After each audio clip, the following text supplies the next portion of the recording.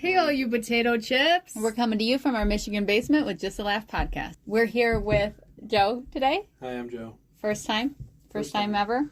Yeah. So we're going to see if that's going to be any fun or... Long time listener. We might have to kick him out and he'll never come back. We're going to start the show off as usual with our random generator, cool or not cool. And the word of the day is a drill press. And luckily for us, we have Joe here because I don't know what that is. Drill press is cool. It helps you drill a hole in a straight line. What is it? Oh, is it that weird thing that pulls down? Yep, and the drill's going. Mm-hmm. What, for doorknobs? For lots of things. Do you own one? No. It must not be that cool.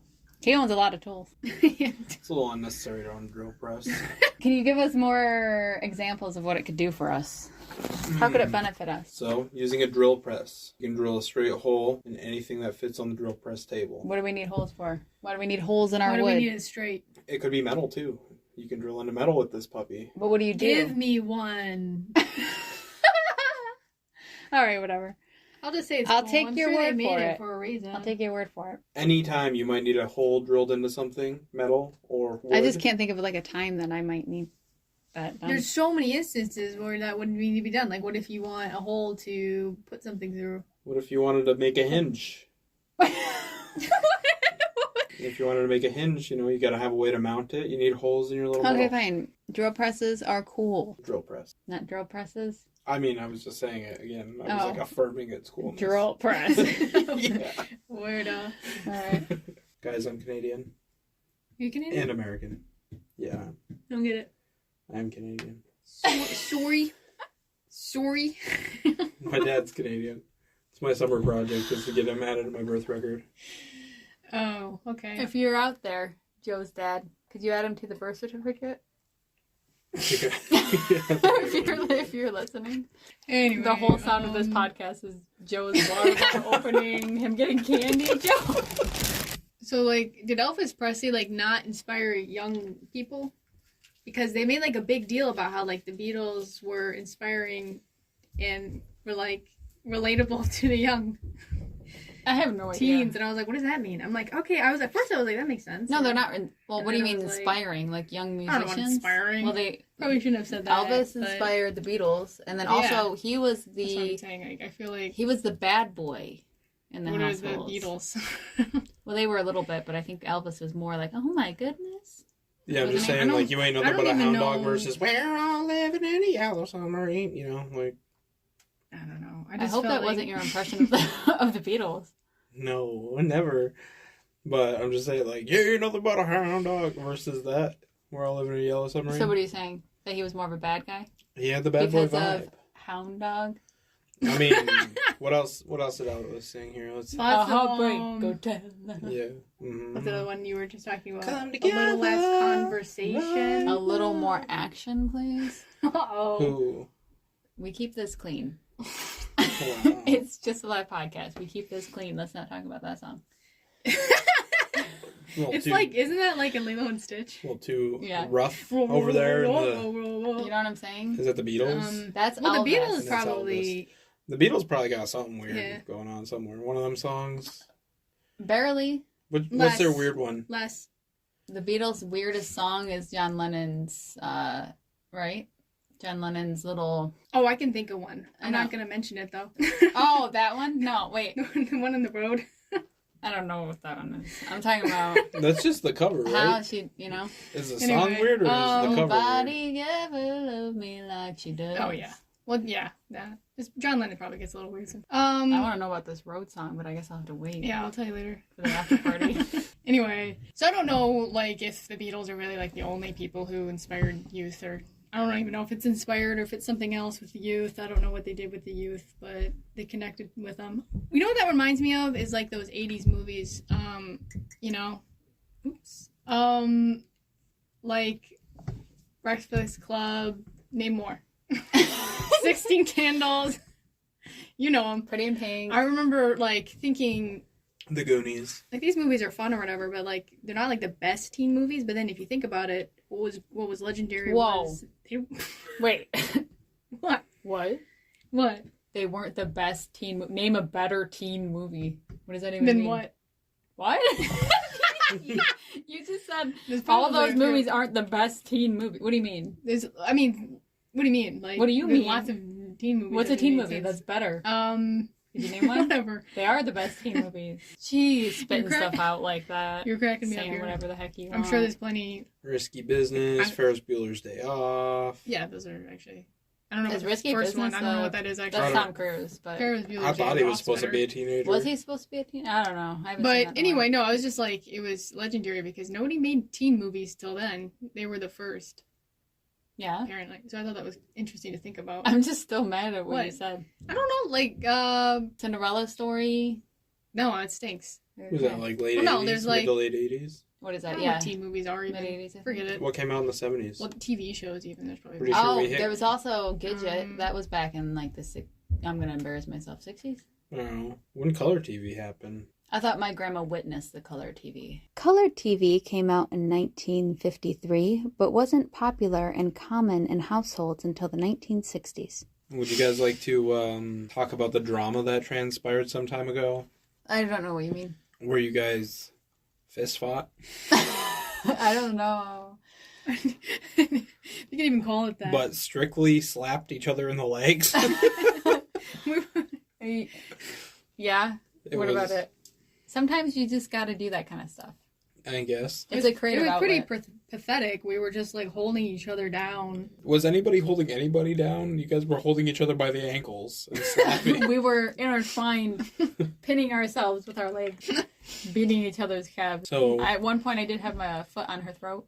yeah, you did. It was Other brutal. than that, it was pretty. Can you imagine I like think. like a Chihuahua and like a Pomeranian like getting at it for a second? Please tell me I'm not the Chihuahua. I was in that. I can tell. Let's be real. You're the Chihuahua. You were the more ferocious one, but I would not actually Well- picture you as a Chihuahua. I don't get violent here, but I think I gave Juju a bruise. To get violent. I haven't seen your legs since the day. Reveal. Yeah, whatever. Today's celebrity of the day is Steve Carell, and aren't I excited about that because I love him dearly. I love him to Juju's death. favorite. It is my favorite. He Mhm. is my favorite. Not only for The Office, but for the various voices. And You other... put the office on and say he's your favorite. Wow. What don't you like He's him Swifty in the in? house. The only movies that you don't like him in are like movies that you just don't like. I can't even think of one. Mm, With Steve Carell? 40-Year-Old Virgin? I've never seen it. Oh man, you wouldn't like it. Oh, well. You better watch it though, it's got him in it. It isn't that clean. I think they have the regular R-rated version though, which is more clean. What? There's two different versions. One is R that's more clean? What is Yeah. going on? What does that mean? Is there a Yeah, number there's, two? Or there's an unrated they version. cleaned it? Oh, no. I don't, What's Um, Steve doing? What's he doing? I don't know, that was like Pretty late old. 2000s. He had to get out there any way he could, and now he's no, I able think he to. probably was having fun. The romantic comedy he was in like semi-recently. Do you remember? Are you talking about like 8 years ago? Probably. Plus? Probably Yeah. 12 years ago? No, we weren't married for 12 years. You're talking about date night? Yeah, date night. That's so old. Look Is it it? up. That's Date night? probably 12 years old. What? Minimum. Everything's 12 years old these days. 2010? What? Was that 16 years? Yeah, Yeah, that thing's old. that's I got real excited. I was like, oh, a new romance with Steve Carell. Huh.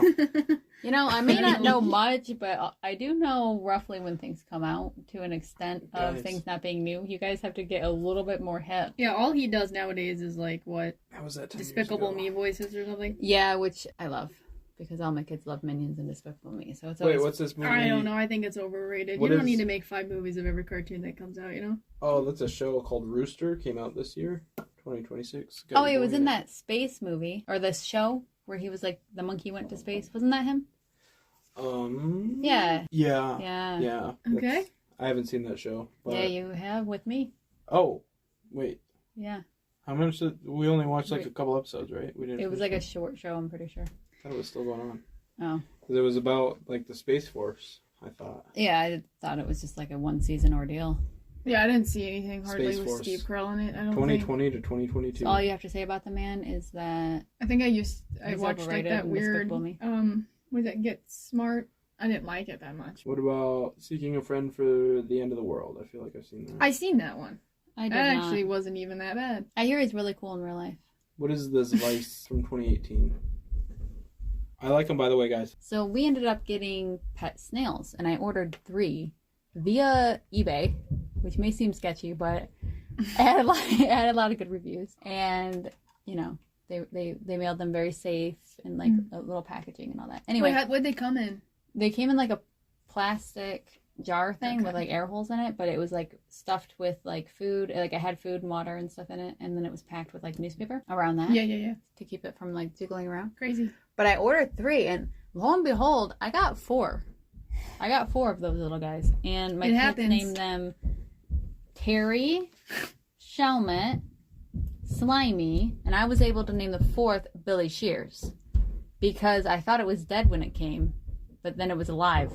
And if anybody knows about the Billy Shears conspiracy, you'll understand. So it was actually, technically, before it died, it was Paul.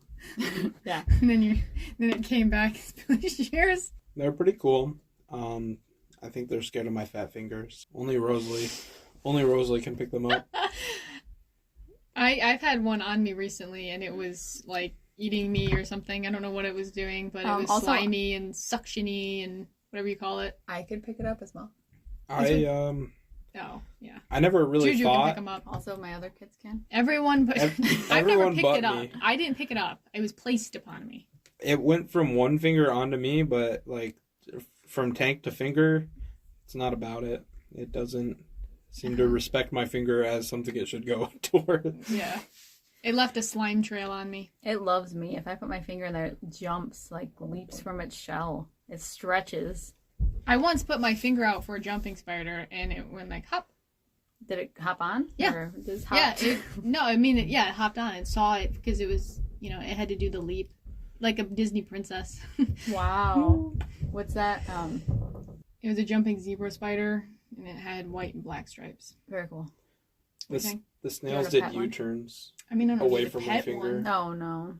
Yeah, I like put 2 different snails. The big one that was up on the glass. And then the come little on. one. The big one, that's Shelmet. He loves adventure. Shelmet, he stuck his neck way out over my finger, and then he turned right around. Oh, no. Gave me the cold shell.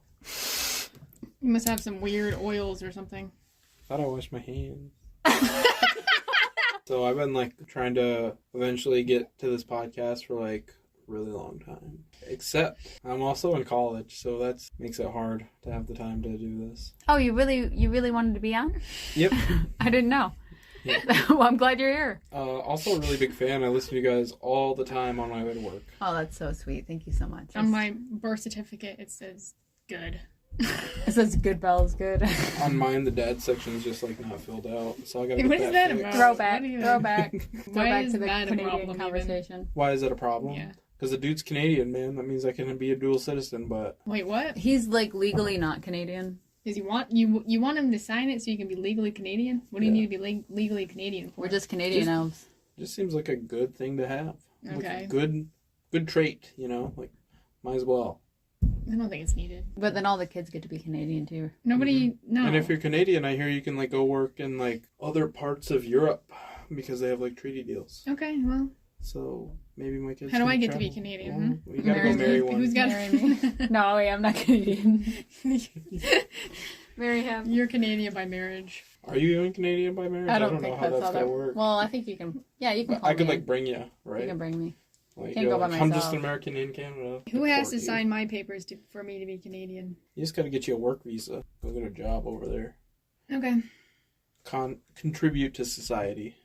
Today's guest is Rielynn, but she has a really cool sound. I thought it kind of sounded a little bit flurry, a little bit birdy. Yeah, I think she sounds really pretty, really nice. I was looking at her Instagram. I thought it was cool that she's always singing around the trees. I know, in nature like and that. everything. Yeah, It's so pretty. That was nice. Let's hear from singer-songwriter Rielynn White.